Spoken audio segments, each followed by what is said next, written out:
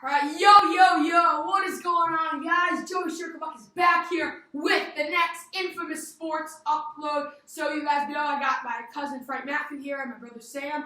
And guys, today we are going to be talking about NBA free agency. As you know, we're in Wisconsin, of course. So yes, we're going to talk about NBA free agency, bad moves, good moves, and whatnot. So to start though, we're going to be talking about the Warriors and what their deal is. So, are they going to keep on making it to the finals every year, or are they going to have a really down year? So I guess I'll start with this because this was essentially my topic. So they lost Kevin Durant. He was hurt for essentially all of the year. So you wonder what is going to happen when KD is gone. So I thought that the first year that KD was with the Warriors, he was pretty good. But then the next year, he was not as good, and I think he's been with them for 3 years. And then this year, he was hurt essentially the whole time. Came back for, I think, a game or two, and then he tore his Achilles, I think. So, the Warriors re-signed Klay Thompson and also got another shooting guard, D'Angelo Russell. So you wonder, are the Warriors still strong?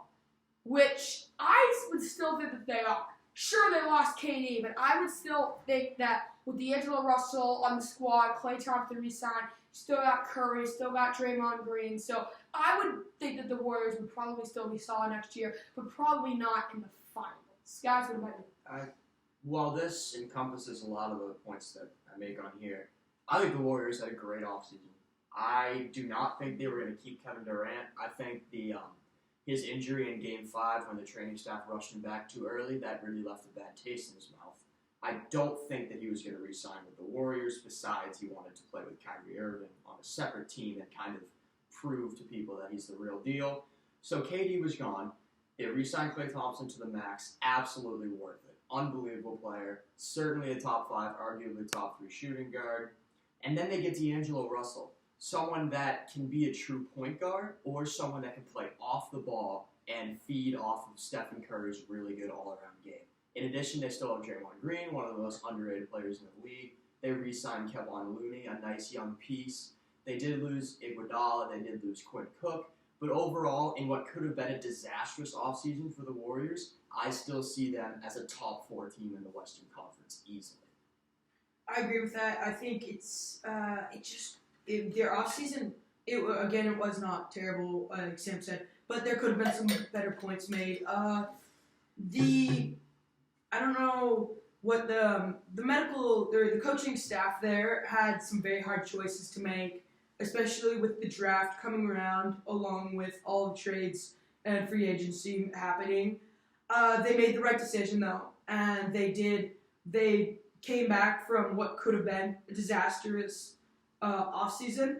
It's going to be interesting how the team works in the next season. We're going to see whether the Warriors are actually going to come back and play again in the finals. It's just all going to be up to how well each player plays with each other, how the cooperation goes, and how well the coaching staff does with this type of team now.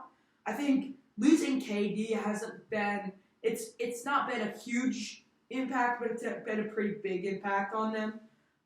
So now they've got to filter in someone else in that position and try to keep them there try to keep that person or help that person be the best they can be, while it is very hard to reach the standards that KD had.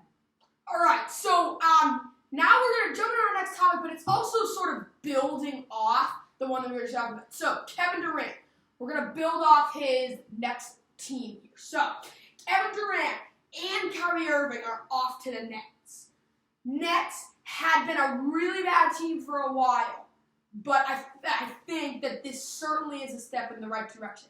I personally would say that Kevin Durant is a touch overrated, but he's become such a big help and a bunch of toss-up because he's been hurt. So everybody's wondering, okay, is he going to be good? Is he going to be bad after coming off of 2 injuries?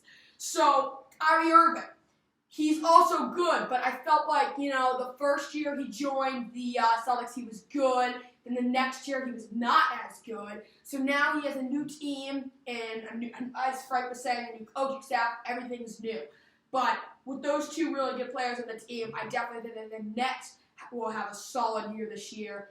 and they also need to build off their secondary guys, and I think they could put together a solid team.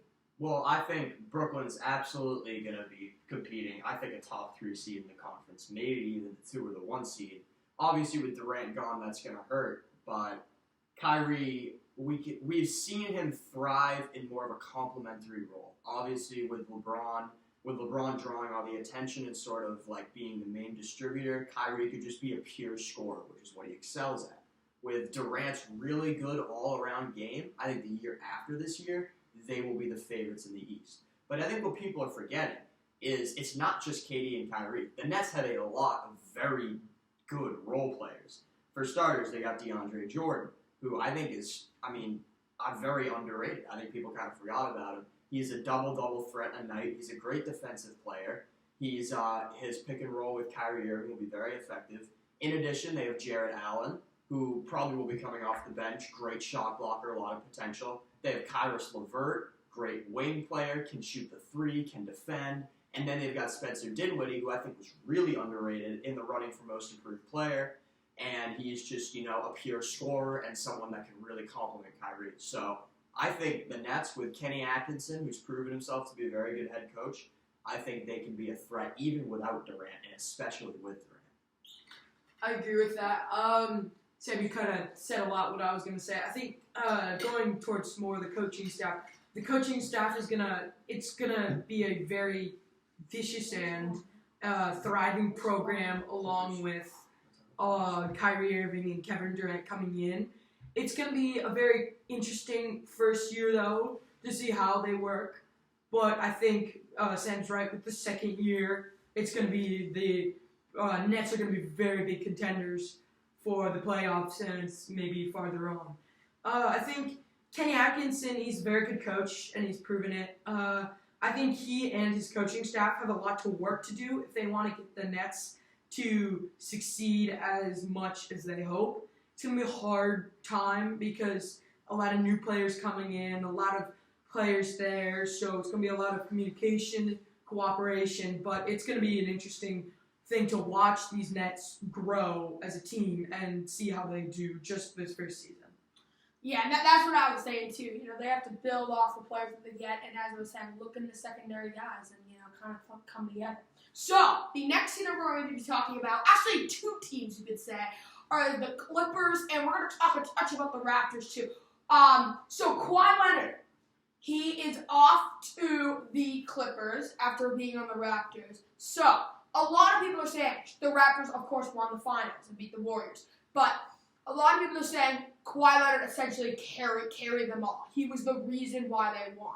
So I definitely think that if they did not have Kawhi Leonard, or Kawhi Leonard was not exactly that healthy, they would not have beaten the Warriors. But Kawhi Leonard was a full 100%, and he just really had a great series. He was great in the conference, great in the finals, and they beat the Warriors. But that leads the question, now that Kawhi Leonard is off the Raptors, what is going to happen next? But we also need to talk about the Clippers. So the Clippers do not have DeAndre Jordan anymore, but they do have Kawhi Leonard and Paul George.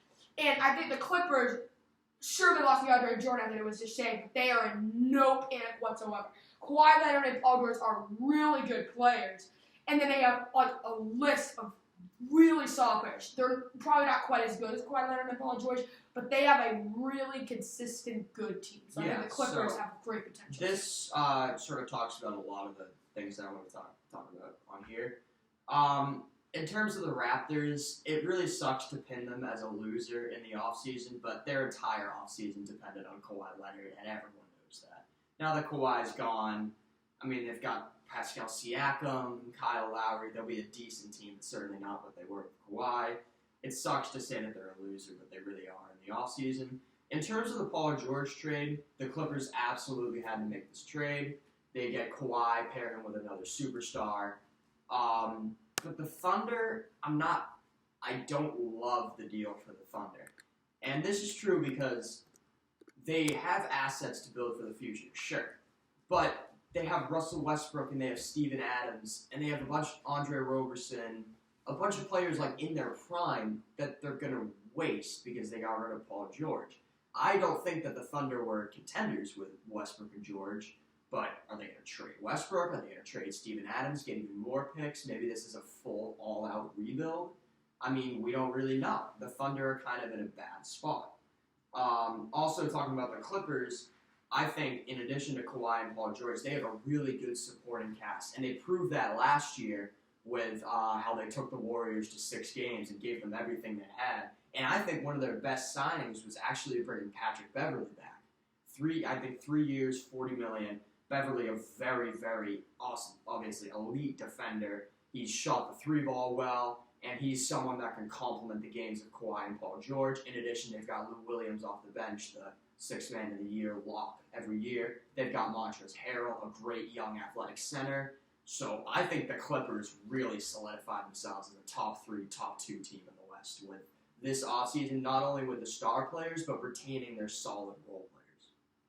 I think Sam's right. I think it's going to be interesting to watch the Clippers. It's going to be they're definitely going to be a playoff team in my opinion. I think Doc Rivers and his coaching staff have made a really smart decision. I think it's going to be very, it's hard to tell exactly what's going to happen, but you know that the Clippers are going to definitely be dominating people's attention. People are going to be watching the Clippers as they grow and as they keep playing games, because I really will watch. I hope the Nets and the Clippers will face off eventually, because that is a game I'm sure almost all of America will watch, because that's kind of something that will decide, who's finally better, and that could be a remake of the NBA title before it even happens, So we watched how all these players on the Clippers, the Clippers had an okay season last season. It was not the best, but it wasn't terrible. Now we're going to see how the Clippers do with these new additions. And it all just really comes down to, as I say, how their communication works. I think one thing that's going to be different is how Doc Rivers, I think he's got to coach a little differently now, and his coaching staff with him. I think because now he has many players new coming in, he's going to really have to attack this team with his full determination, because it's going to be a lot to take in. But I think they can do it if they actually put their minds to it and do their best. All right, so now we talk about the Lakers getting Anthony Davis. Now, Sam's actually going to start this because he seems to have gathered the most information about it. So, Sam, what are your thoughts? So, we know a while back, before the draft, the Lakers traded for Anthony Davis and Solomon Hill, and they gave away Lonzo Ball, Brandon Ingram, Josh Hart, and 3 first-round picks, including the number 4 pick. I said this not on camera, but a while back, I think both teams had to make this deal. The Lakers, they had to pair a star to be with LeBron. The solid role players are nice, but they had to get a star, especially a big man. And we've seen LeBron play very well with decent to elite big men. Think Chris Bosh in Miami, Zydrunas Ilgauskas in Cleveland, he made him into a star. And in terms of the Pelicans, they get a full-fledged rebuild. They draft Zion Williamson. They get J.J. Redick, an underrated move. They got Jackson Hayes in the draft. So I think both teams really benefited from this trade. But we talk about the Lakers a little bit more because I think they're a big loser in terms of free agency. I said this a while back. I said it would be unwise for the Lakers to put all their eggs in one basket and go all out for Kawhi Leonard. And that's what they did, despite Kawhi heavily considering the Clippers and the Raptors. They lost that gamble, and I was thinking, could they have gotten maybe a slightly lesser player? Could they have gotten Kemba Walker, a great scoring point guard to complement LeBron's game? Could they have gotten Kyrie Irving, obviously a big friend of LeBron? Could they have maybe just gotten a couple solid role players? Maybe Patrick Beverley and pair him with a Tobias Harris, get him to sign for slightly less than the max. I think the Lakers put all their eggs in one basket. They try to get Kawhi, and now that Kawhi is gone, with all the cap space that they have that they would have used to get Kawhi, now they're just relegating it to just decent players like a Danny Green. Like, okay, Danny Green's good. Like a Kentavious Caldwell-Pope, re-signed JaVale McGee. Like, that's all okay, but I really think they would have been better off aggressively pursuing a Kemba Walker, a D'Angelo Russell, or a Patrick Beverley. So I think the Lakers, I don't think they're as bad off as people think they are. I think they will definitely compete. Obviously, you have LeBron and Anthony Davis. You're going to compete for the playoffs. But I'm not sure. I think they made the wrong decision in free agency, and it shows with Kawhi going to the Clippers. Yeah, I would think the same way, because it seems like the Lakers, and as Sam just said, back in history, like over the last couple of years, the Lakers have kind of been losers in free agency. They're not winning. They're kind of getting a little bit unlucky, I guess. But seems like they need to stop going, like, they think that it's like all or nothing, but it's really not. You need to get certain players that lead up to perhaps getting a really good player, like Kawhi Leonard or someone like that. But I feel like the Lakers did not do that, and they made a big mistake because they, as Sam said, went all out for Kawhi Leonard, did not succeed. And okay, sure, Anthony Davis, good player, in fact, quite a good player. And he's on the Lakers now. But I just don't think that the Lakers have enough help to contribute to a solid team. So I don't see the Lakers being anything special this year. Correct me if I'm wrong, but I would say the Lakers have a down year. Right? Not much to be said after that, because my ideas were all kind of said already. But I think Sam's right. I think they need someone to support LeBron. That's just not a one-man team you can run. That's something every player needs to contribute in. If they don't have someone who can assist LeBron in these plays, it's not going to be a good season for the Lakers like last season. I think overall it's going to be the Lakers really need to think about how they spend their free agency and think about what next time need to think about what they're going to do before they just immediately start putting in money to one person who they're not going to guarantee to get. So like Sam said, all the eggs in the basket, that's going to be something key the Lakers need to know for next year's free agency. But other than that, I think everything was kind of set. think that we're all dissing the Lakers a little bit too much because something that just clicked in my head, they still have Kyle Kuzma, who is a very good scorer, a very young player. And they got some solid players in free agency. I mean, Danny Green, Quinn Cook, re-signed JaVale McGee. Maybe they get on. I really want them to pursue Andre Iguodala, try and get a sign and trade. But I think this could have been way worse for the Lakers. I think they will definitely compete in the playoffs, obviously with LeBron James, the best player in the world. They will be, I'm thinking, like a 4th or a 5th seed, and they could be a second-round Western Conference Finals team. And maybe if the LeBron-AD pairing works out really well, a la LeBron and Chris Bosh, LeBron and Kevin Love, LeBron and Zydrunas and Ilgauskas, they could go to the finals if a lot goes right. So I don't think this was a total disaster for the Lakers, but I think they made the wrong decision going all out for Kawhi. Well, let's build up that for a second. So LeBron James, do you guys think that he's maybe not quite as good as he was, or do you think he's still as Absolutely good as he always not. was? I think he's the best player in the world, hands down. I think he's kept in his prime. It's just his prime's being limited so much with this team.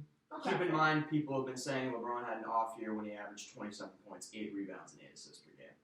I think Kawhi definitely made his case, and I think that I have LeBron at number 1, and then Steph Curry, Kevin Durant, and Kawhi Leonard are really kind of mashed up in my mind from 2 to 4. But I think LeBron, just his ability to adapt, his ability to control the game, he has to be number 1. And I don't think he's slowed. He is slowed down athletically a little bit, sure, but his ability to adapt his game, the three-point shot, he's always been an elite passer. When he wants to be a good defender, you can't, that's why you can never count the Lakers out. They have LeBron freaking James. Come on. Well, yeah, and that's, I actually kind of got to handle myself a little bit here. I know was spacing out about the whole LeBron James thing. I knew he left the Cavs, but I was trying to figure out where he went. So, yeah, certainly LeBron James, I mean, he's still amazing. And I don't even think he's too old yet. He's still, I'd say, in his prime. And as I was saying, he's good at everything, really. He can shoot. He can play defense. He's stuffed people before. So he's essentially good at everything. And that is going to be a big build for the Lakers. So maybe, yeah, I think Sim was right. We probably dissed him a little bit too much. The Lakers still have a chance. What's our next talk topic about here? Kemba and Jimmy Butler. All right. I've got both of them.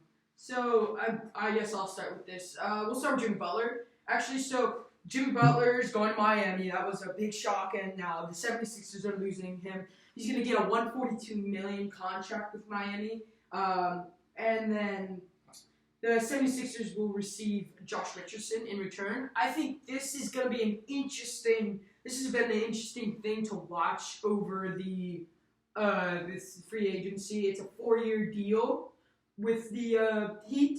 I think the Heat have been down on the low on everyone's radars, really, because it's been some kind of mediocrity. Exactly.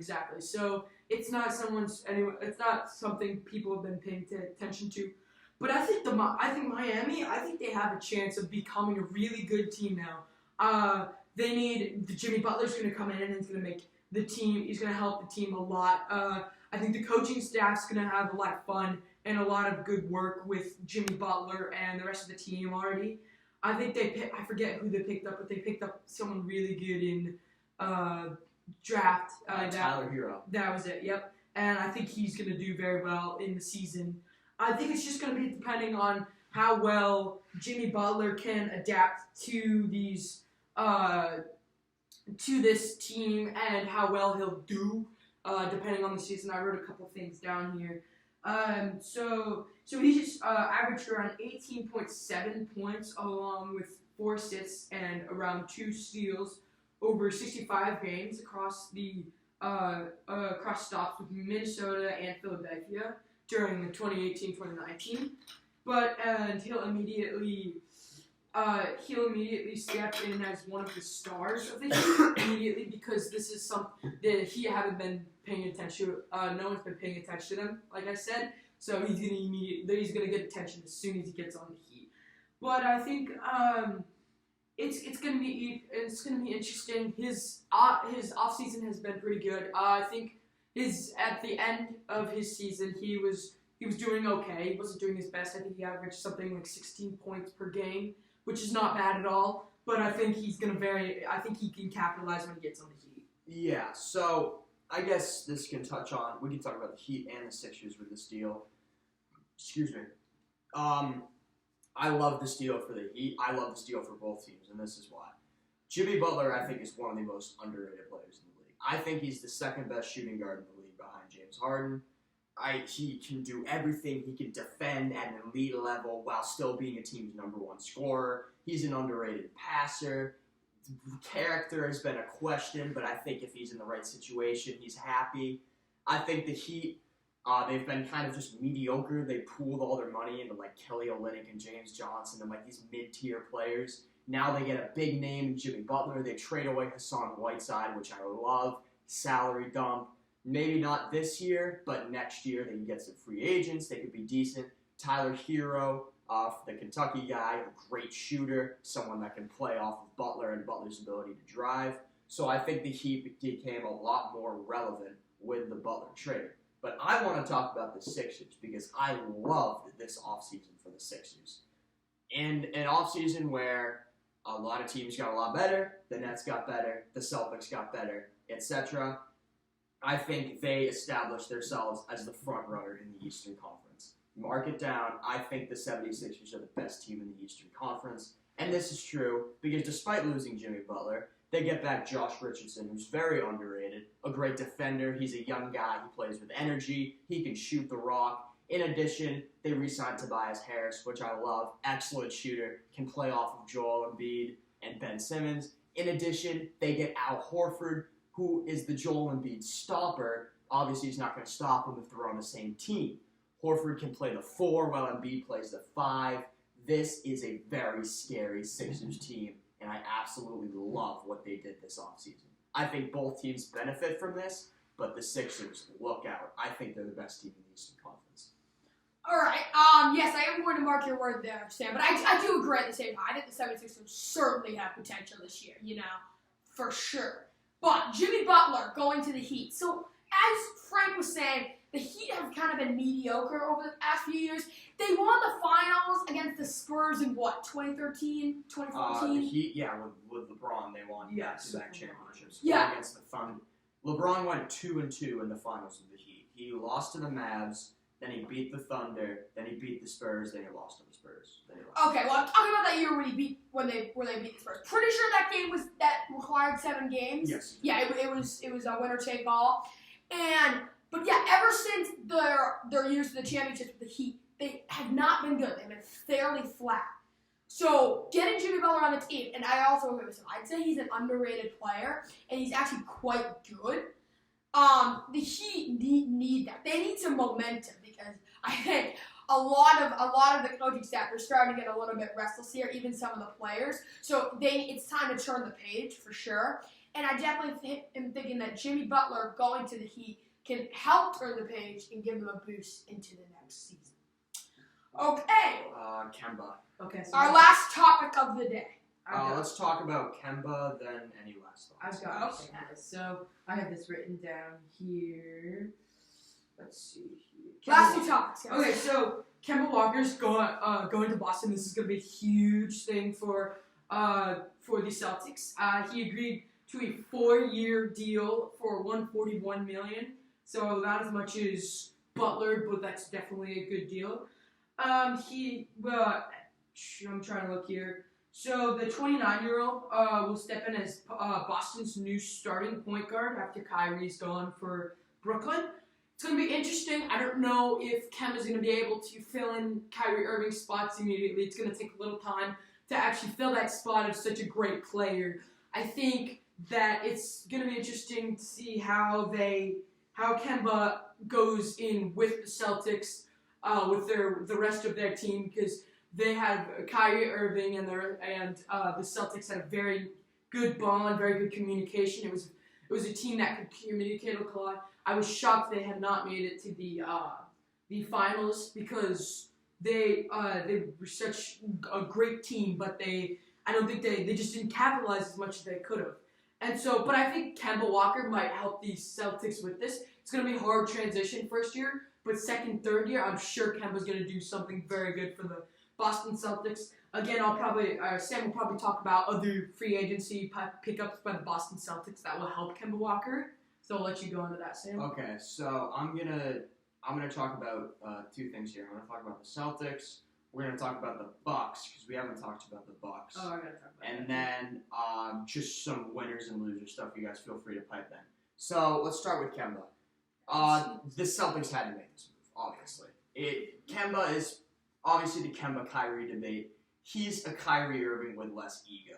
That's pretty much what he is. He's pretty much the same score in terms of scoring and passing. They're both defenders. I think sliding in Kemba, if Kemba learns to sort of play with a team, obviously with the Hornets he was the only guy and he was taking like 20 shots a game. If he learns to play in accord and in harmony with guys like Jason Tatum and Jaylen Brown, then I think this could be a pretty good Celtics team. Now, are the Celtics rebuilding? Are they competing? Can they really compete with guys like the Sixers and the Nets and the Bucks?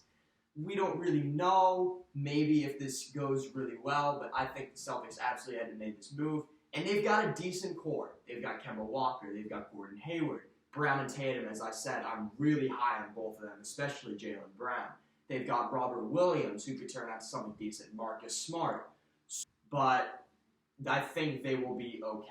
Now, you guys have anything else to add to that before I switch to the Bucks? Yeah, so Kemba, I just want to add, so yeah, Celtics still have Marcus Smart. Of course, they lost Isaiah Thomas a couple of years ago. But so last year they were quite good, right? They look at what their potentials are, and I think that the Celtics are good. But as I was saying, it's going to be tough this year because they got a lot of competitors, and it's going to be really interesting to see what happens. So guys, we're gonna get down to our last let's topic. Shift gears to the Bucks. Yep. And Speed this up. I'll start. We'll start with the Bucks. Okay, so I've got Malcolm Brogdon. This is something I've been really looking forward to talking about. So Malcolm Brogdon's going to the Pacers, and we'll see how the Bucks do. Quickly, I'm just going to go over the Pacers. He's got another 4-year deal of $85 million.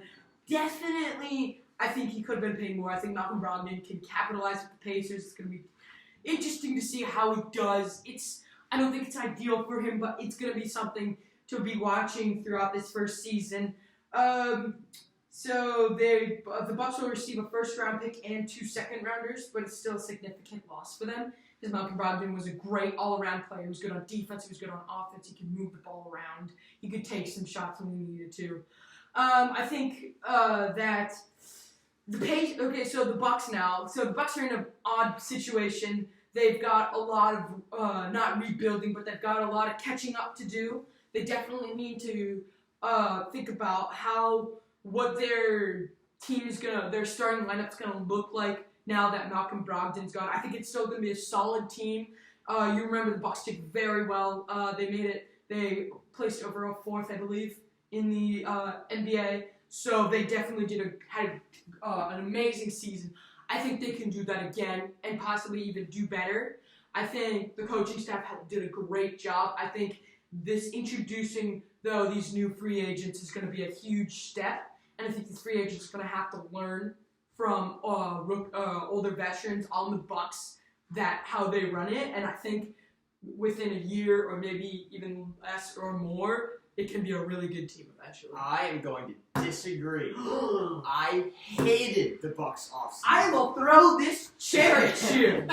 I hated the Bucks offseason, and this is why. Why did they pay Chris Middleton? Okay, that's not worth a max. Why the hell? He disappeared in the playoffs. That was the reason they lost to the Raptors. He disappeared, and Giannis had to do everything.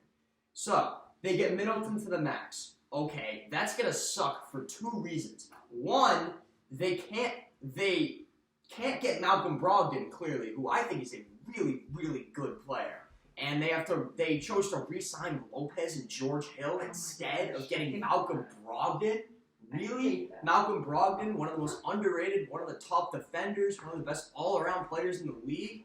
Second off, next year, when they have to pay Giannis $75 gazillion, which they will because he's worth it, they're going to have all their cap space locked up into 2 guys. And one of which hasn't really proved himself to be a top-tier player, which is really what you need in the league. I do not like this offseason for the Bucks. I think they'll still be a good team. They'll be maybe top 3, probably top 4 or 5 in the conference. But I don't really think they got any better when a lot of teams beefed up. The Heat beefed up, the Sixers, the Nets. I just don't like this move for the Bucks. They put all their money into Chris Middleton, who disappeared in the playoffs, and they have to pay Giannis a lot, and next year, I think they're going to be screwed when a lot of teams, like the Heat, have a lot of cap space to work with.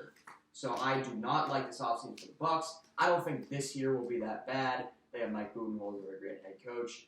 But next year, when they have to pay Giannis, I don't know.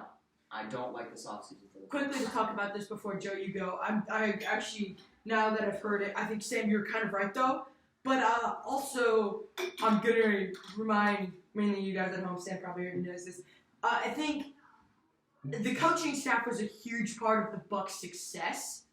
I think that's something they're definitely keeping, and they're going to try to keep. The problem is just going to be teaching all these new guys coming in, because they're not going to be used to this coaching staff. The coaching staff is very strict, but very nice and good coaching staff.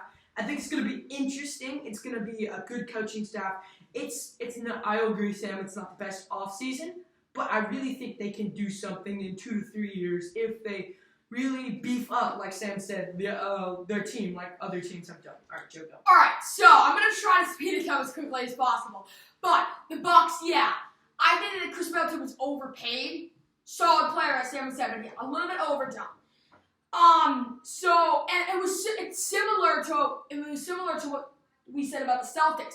With all of these good teams, the Nets and all of them, it's going to be tough for the Bucks to really get a good playoff spot or like a final spot or something because there's so many good teams that are competing. Now, granted, we don't know who's going to be good or not yet. We're making predictions, but we can do it based off of what's happened in the offseason. So I do think the Bucks didn't really do much this offseason. Well, doing much meaning like they didn't really get much better. So it's going to be interesting to see if the Bucks can carry on some of the magic that they had last year before choking it, and we're going to have to see what happens. But it's really all toss-up right now. Okay, what's next? Is that it? Is that it?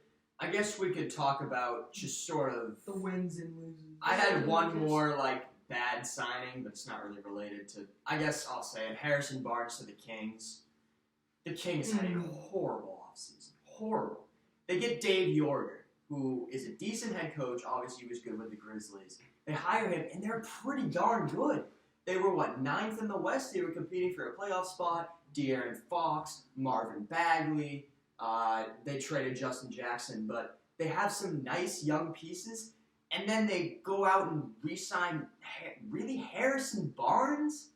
Like, a decent player, sure, but he's old, he's nearing the end of his prime, and they paid him a whole lot of money that they could have spent on some other young players to sort of solidify this young core, starting with Fox and Bagley. Not only that, they fired Dave Yorger, who really brought the best out of these guys, and a team that I was really high on last year, the Sacramento Kings.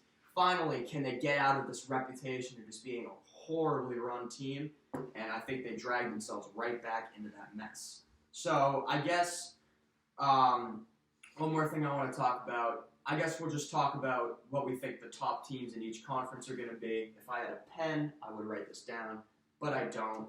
In the West, you've got the Clippers, rebooted, solid overall team. They're my favorites in the West Conference as of now. You've got the Lakers. They'll be a decent team. You've got the Rockets. Harden and Chris Paul, are they going to work it out? Maybe they will. Clint Capella's a decent player, not great. The Rockets will be good just because Harden is amazing. You've got the Warriors. I think people are underrating them. They're overrating the downfall of the Warriors very much. I think they'll be a top 3 team, maybe the 2nd seed behind the Clippers. So, and also the Utah Jazz, who I think had a really good offseason. This was the one point that I wanted to talk about.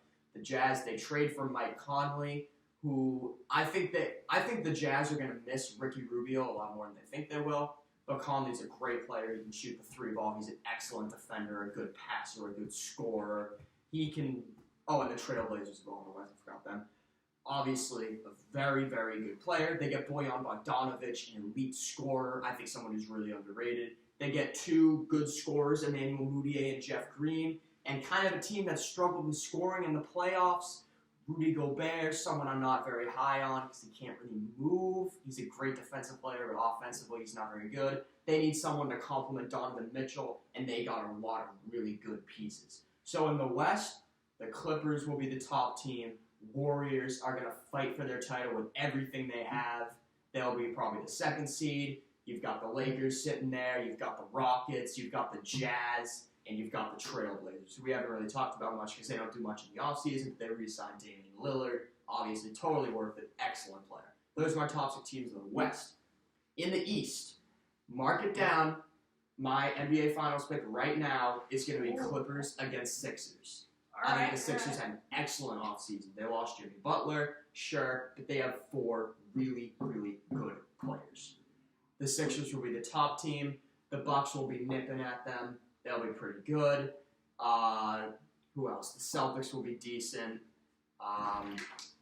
What's the other team? The Nets. The Raptors. I don't know. I think the 4 teams in the East will be the Nets, the Sixers, the Celtics, and the Bucks. All right.